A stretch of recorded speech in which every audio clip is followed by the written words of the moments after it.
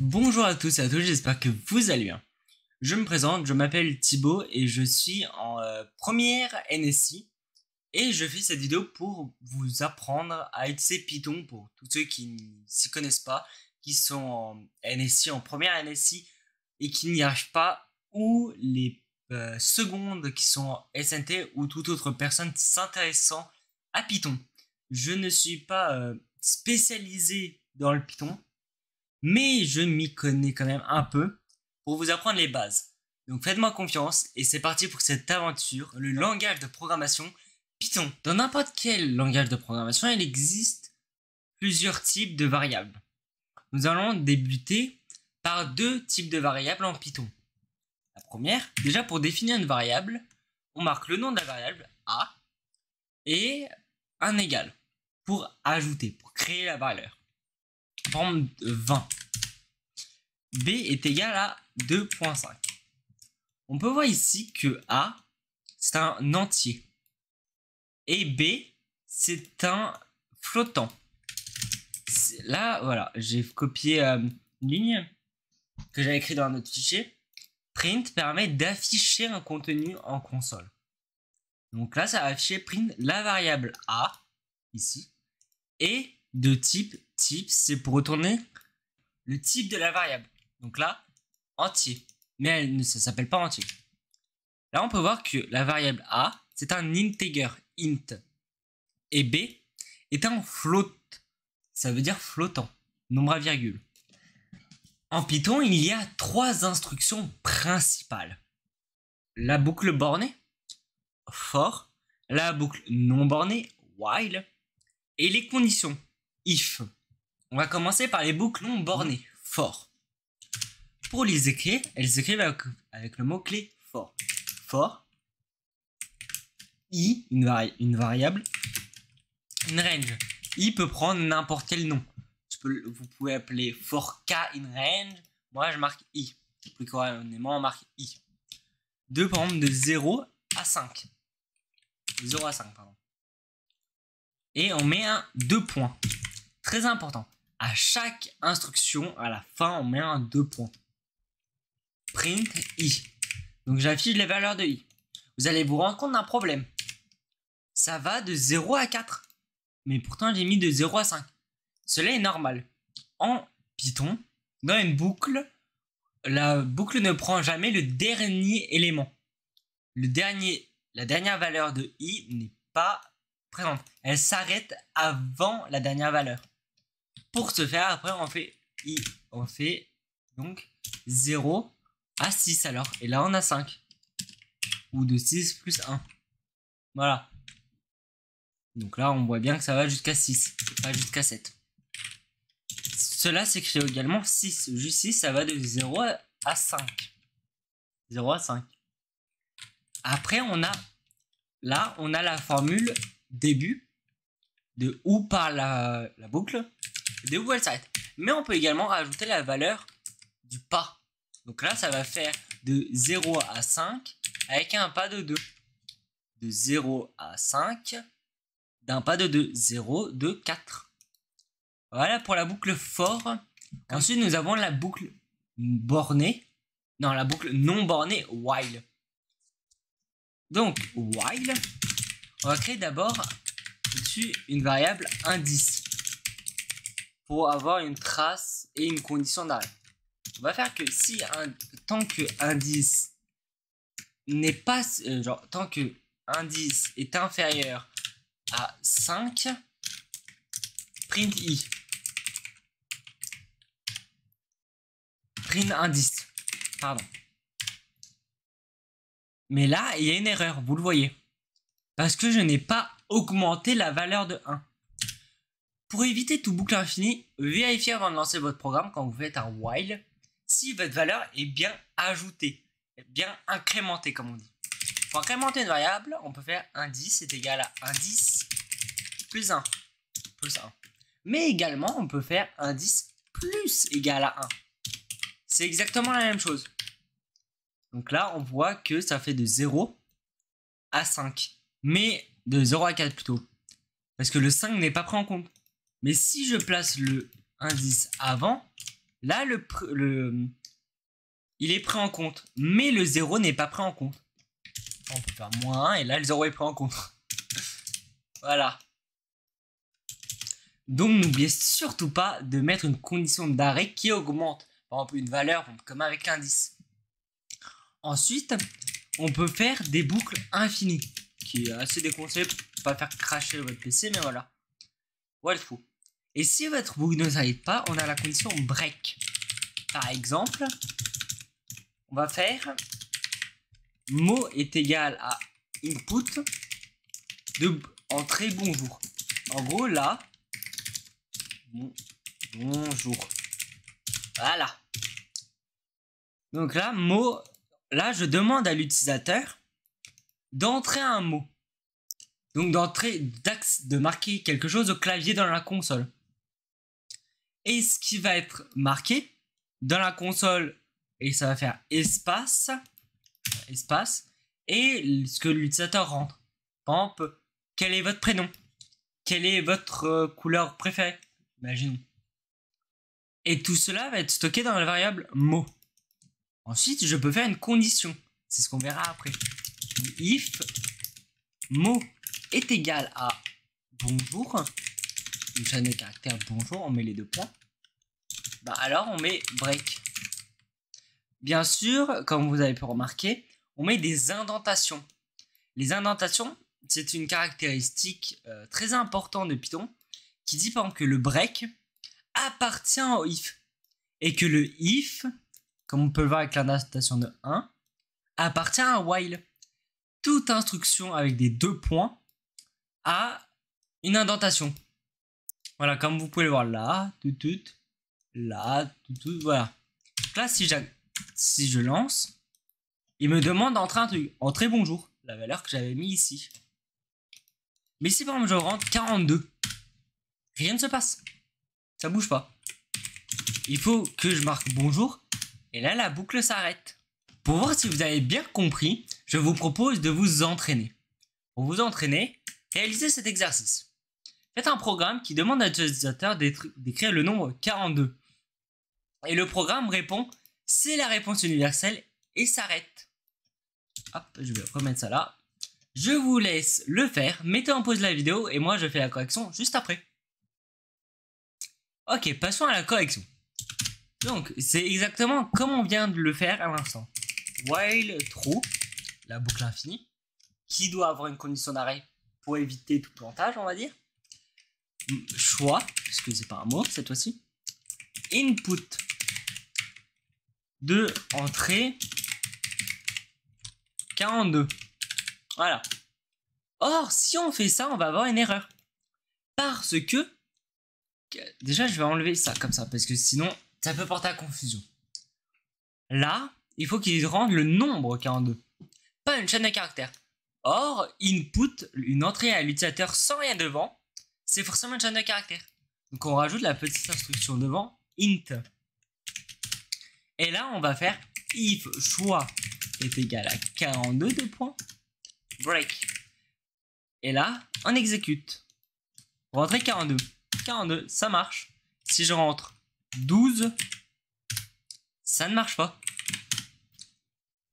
Si on n'aurait pas mis le int, voilà ce qu'il aurait fallu faire. Il aurait fallu marquer ici, avant 42, une chaîne de caractères.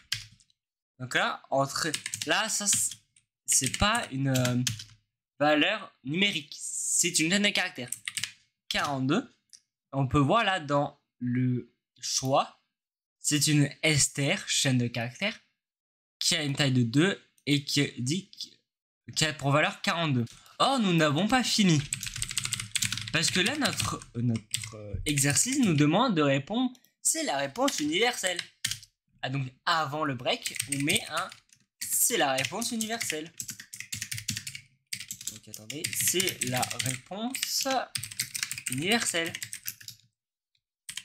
Et là, on exécute. 42, c'est la réponse universelle. Voilà, vous avez fini cet exercice. Si vous êtes arrivé là, c'est que vous avez compris. Donc, on va passer aux conditions. J'ai écrit un petit code pour vous montrer les conditions pour éviter à tout retaper en vidéo. Sinon, ça serait trop long. j'ai juste remarqué mes valeurs de tout à l'heure. A est égal à 20 et B égale à 2.5, on va dire. Je sais plus si c'était ça ou pas. If, donc ça veut dire traduction.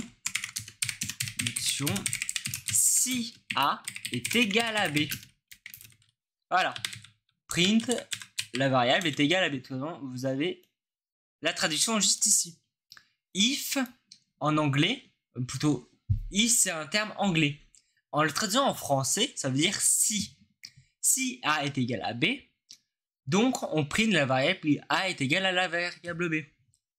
If, là c'est comme en mathématiques. Si A est égal à est inférieur à B, on print. Si A est supérieur à B, on print. Si A est différent de B, n'est pas égal, parce que là, j'aurais dû est différent de B plutôt. Donc là, on a ça. Mais également, on peut rajouter les petites valeurs supérieures ou égales. Voilà. Donc là, ça c'est plus vrai, c'est inférieur ou égal. Et supérieur ou égal. Et on peut voir que A est supérieur ou égal à B. A n'est pas égal à B. Donc cette condition-là est vraie, mais cette condition-là est vraie. Mais ces deux-là sont fausses. On peut traduire une condition par un type de variable appelé les booléens. Un booléen est une variable qui prend en valeur vrai ou faux. Ou en anglais, true or false. J'ai pas un très bon accent anglais. Donc là, A est égal à B. Égal à B. Donc là, on va afficher A est égal à B, la condition. Donc là, c'est faux. A n'est pas égal à B. Print. Si est égal à... non. A est supérieur à B. C'est vrai. 20 est supérieur à 2,5. Je vais vous montrer une autre chose que j'ai fait. Là, avec C et D. Il existe en Python les mots-clés modulo, définis par pourcentage, et le quotient qui est là. Le quotient de la division euclidienne qu'on fait en primaire. C est égal à 20 et D est égal à 2. Je vais juste effacer ces variables-là. Donc là, if C modulo D est égal à 0. Le reste de la division est 0. Sinon, si C, le quotient de la division euclidienne entre C et D est égal à 10, le quotient dans la division est 10. On exécute. Le reste de la division est 0. Et là, on peut aussi faire là. On voit bien que si je mets le if, ça c'est vrai. Celle-là c'est vrai, donc ça exécute ça. Et ça c'est vrai, ça exécute ça.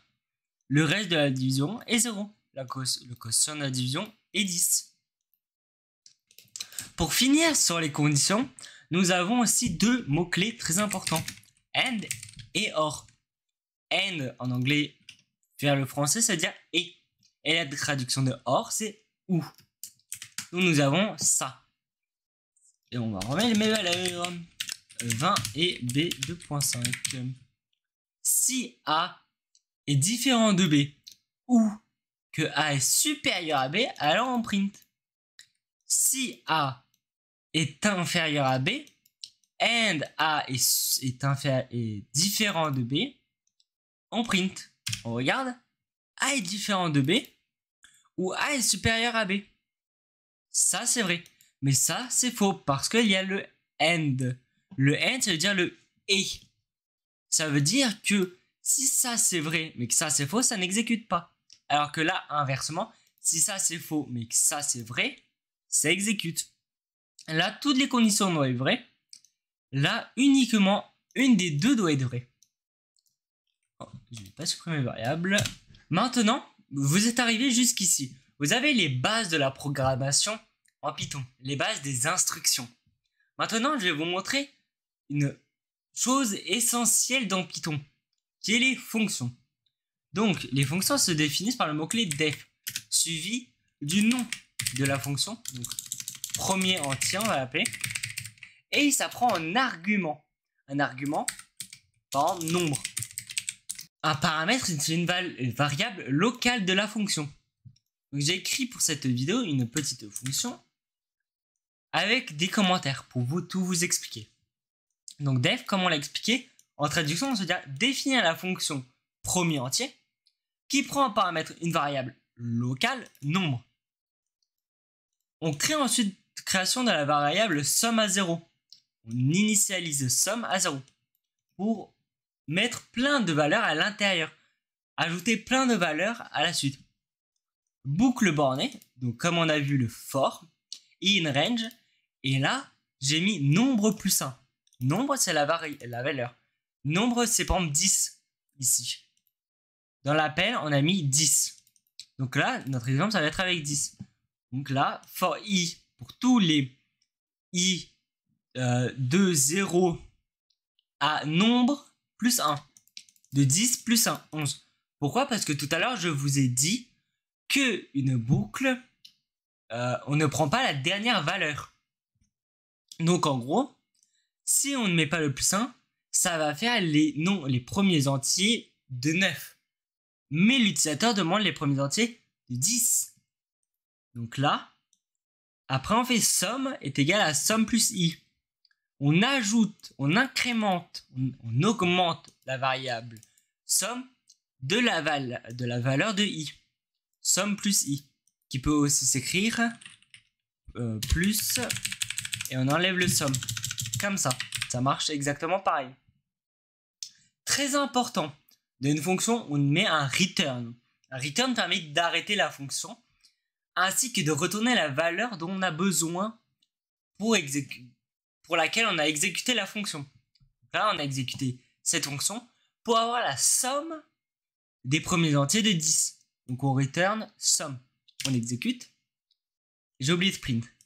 Et là, on fait un appel de la fonction. Sinon, il ne se passe rien. Sinon, la fonction n'est pas lue. On ne fait pas appel à la fonction. Donc là, les premiers entiers de 55, les premiers entiers de 10, c'est 55.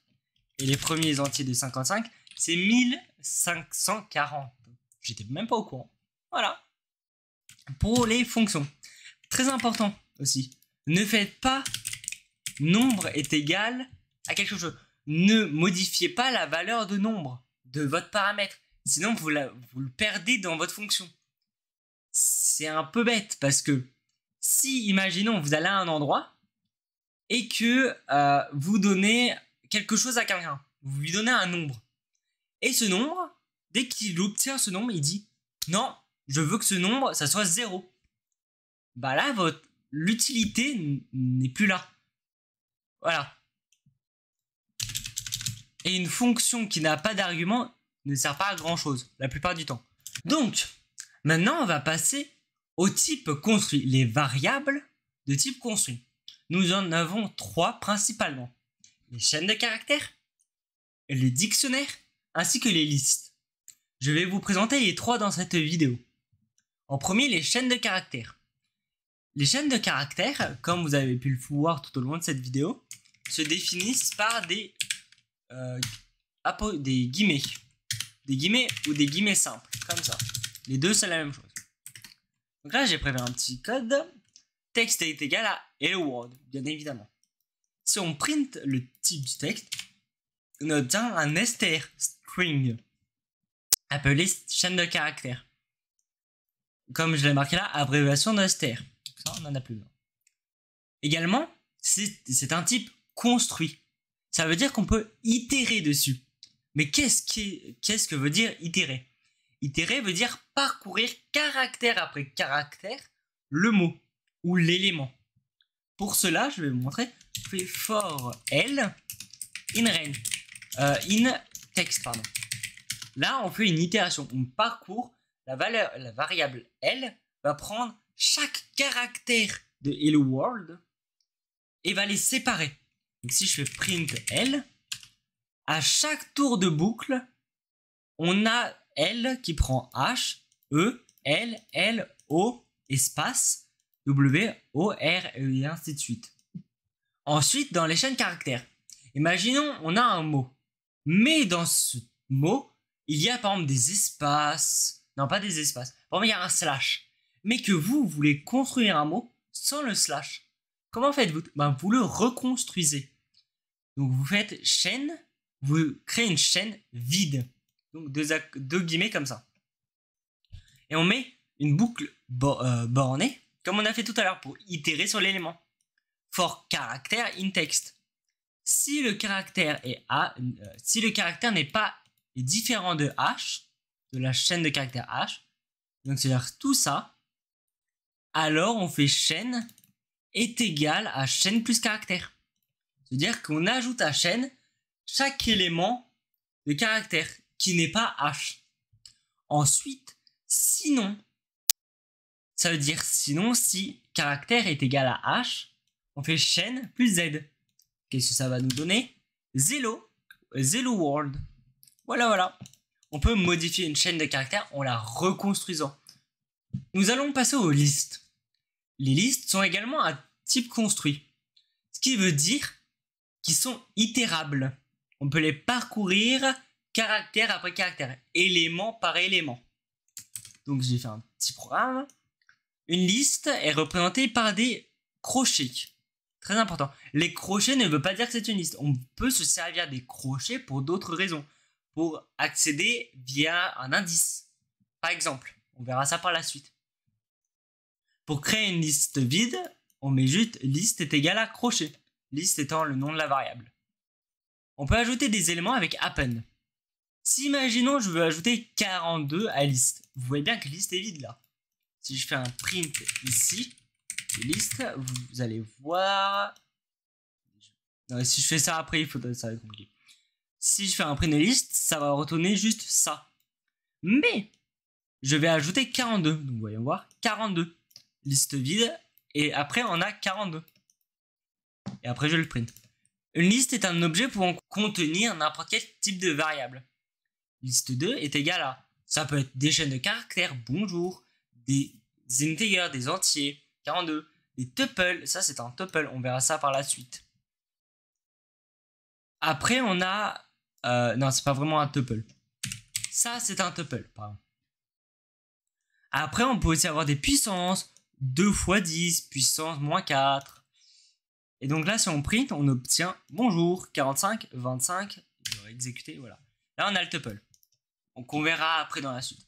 Bonjour, 42, le tuple, 2,5 et 5, qui sont ensemble et qui ne sont pas détachables. Et notre puissance, 2 fois 10 puissance moins 4.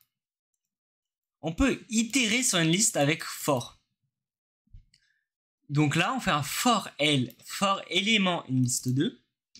Et là, j'imprime tout L. Donc j'imprime bonjour, 42, 2.5,5 et 2 puissance 10 moins 4.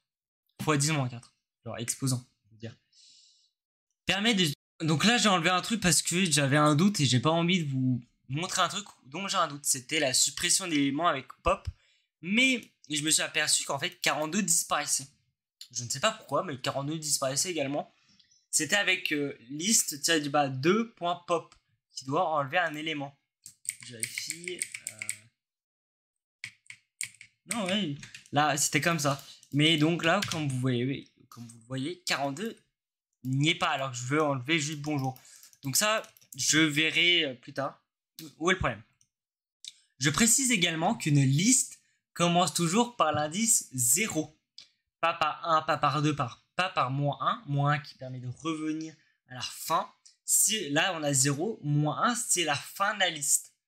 Donc à présent, on va passer à une partie un peu plus compliquée de Python. Même elle est un peu plus compliquée que les listes. C'est les dictionnaires. Il y a plusieurs méthodes d'accéder à un dictionnaire, tout ça, et je vais vous les montrer. Donc là, j'ai tout écrit. Donc là, c'est un peu plus costaud, voilà, chaque étape, chaque instruction. Vous voyez qu'à chaque fois, on utilise toujours for, des fois des if, tout ça. Donc, c'est vraiment les bases de Python, c'est le for, le for et le if, ainsi que le while. Un dictionnaire est représenté par des accolades, et sous la forme de couple clé-valeur. C'est ce qui le rend compliqué d'accès. Bonjour, hello, au revoir, goodbye. Donc là, vous voyez qu'on a un dictionnaire français-anglais. Voilà. Donc là, si je le print, on voit que là, c'est bonjour, hello, au revoir, goodbye. Ce qui est marqué ici. Donc là, c'est un, comme je vous l'ai dit, c'est un type qui peut être itéré. Pour cela, on utilise for L indic ou for character indic, tout ce que vous voulez. La variable L peut être appelée comme bon vous semble. Print L, on a le résultat bonjour, au revoir. Bon, voilà, bonjour, au revoir. Là, c'est juste qu'après, je prenne les clés, voilà. C'est pour ça qu'il y est en plusieurs fois. Vous voyez que là, si on itère de cette façon-là, on accède uniquement aux clés. On a aussi une autre manière pour accéder aux clés, c'est for K indic case. K pour clé en anglais. Mais vous pouvez l'appeler for I indic case, mais il n'y a pas vraiment de logique. Donc là, on retrouve bonjour, au revoir. Donc là, c'est un résultat uniquement avec les clés. Pour avoir uniquement les valeurs, on passe par for L indic toujours. Mais subtilité là, c'est qu'on va print dic de qui? De la clé. Et si on, en fait, c'est, on demande dans dic, dans le dictionnaire, dans la variable dic, on veut accéder à la valeur ayant la clé L. Donc là, la clé de bonjour, la valeur de bonjour, c'est hello. La valeur à laquelle est associée la clé au revoir, c'est goodbye. Voilà. Si on sait que la clé est par exemple bonjour, on peut faire print dic bonjour. Là, on a directement pas besoin d'une boucle for. On accède directement à l'élément via hello. Voilà, si par exemple je mets au revoir, là j'ai goodbye ici. Voilà, hey, goodbye. Ou sinon, on a, je remets ça en bonjour. Bonjour avec un B majuscule, ok. Donc là, on a aussi, pour accéder aux valeurs, la méthode dix.values avec des parenthèses. Comme là-haut, ne surtout pas oublier les parenthèses, sinon vous aurez une erreur. Donc for v, values, indic values, parenthèse, print values, hello, goodbye. Très simple ça. Mais maintenant, imaginons que dans une boucle, on veut accéder aux clés et aux valeurs. On a la méthode items avec des parenthèses. Ce qui fait que là, for k et v, donc k et v c'est un tuple. K qui prend les clés et v qui prend les valeurs. Print, là c'est juste pour faire un petit saut de ligne entre les deux. Là, la clé est k et la valeur est v. On peut voir que dix.items, parenthèse, c'est la fusion de dic.values ainsi que dic.keys. Avec les parenthèses, bien sûr. On peut également changer la valeur d'un dictionnaire. Pour cela, on itère, bien sûr. Donc là, on fait toujours notre for L indic. If L, bonjour. Donc, c'est-à-dire que c'est notre clé. C'est bonjour, je veux que alors. Dans notre variable dic, je veux que l'élément ayant L, donc c'est-à-dire bonjour, parce que là, on est à l'intérieur de notre condition, on le voit bien avec l'indentation. Là, on change par hello. On peut voir que là, bonjour, qui était associé à hello, et maintenant, bonjour est associé à hola. Donc là, on voit bien. Mais également, on peut changer les valeurs d'une autre manière. Si par exemple, j'ai un dictionnaire contenant pizza, un nombre, par exemple le nombre de pizzas auquel il y a dans le frigo, et un burger, le nombre d'hamburgers que j'ai dans un frigo. For L indique 2, si L est égal à pizza, donc c'est ici, alors je veux que l'élément, la valeur à laquelle il est associé pizza, je veux qu'on lui ajoute 1. Plus 1 là, de ça. Ça revient également à plus égal à 1. C'est la même chose. Hop. Et j'en mets ça là, ok. Donc là, on peut voir que pizza est monté de 1. Mais, si n n'est pas égal à pizza, ça veut dire que c'est égal à hamburger, tout simplement. On lui ajoute 3. Donc ça veut dire que là, hamburger, on a 3 hamburgers dans le frigo. Voilà. Mais pour changer les clés, se dire pizza, bonjour, au revoir, pour changer les clés d'un dictionnaire, le plus simple reste de le recréer de zéro, comme on a fait avec la chaîne de caractères. Et il ne nous reste plus qu'à voir le dernier type de variable, qui est également un type construit mais un peu particulier. Il s'agit des tuples, dont je vous parle depuis le début. Les tuples est une valeur dont est une variable dont le programme ne peut pas modifier le contenu. Par exemple, le tuple 5, 7, 8, 0, c'est un bloc. Ce bloc, on peut y accéder, on peut itérer dessus, chaque élément peut être lu, mais on ne peut pas modifier les valeurs. Si je veux que 5, qui a l'emplacement 0, je veux que ça soit 6 et non 5, ben je ne peux pas. Je recrée le tuple de la même façon. Mais pour cela, on ne peut pas modifier le tuple principal sur lequel on le lit. Voilà, on peut itérer mais pas modifier. Pour finir, je vous ai mis des exercices pour vous entraîner à Python et comprendre par vous-même, en plus de la vidéo, comment faire les choses. Merci à tous et à tous d'avoir regardé cette vidéo. Moi, je vous dis à très bientôt pour une prochaine vidéo ou un live sur Twitch. À l'occasion, n'hésitez pas à passer, c'est en description. N'hésitez pas à vous abonner ou à lâcher un pouce bleu. Moi, je vous dis à très bientôt pour une prochaine vidéo. À plus!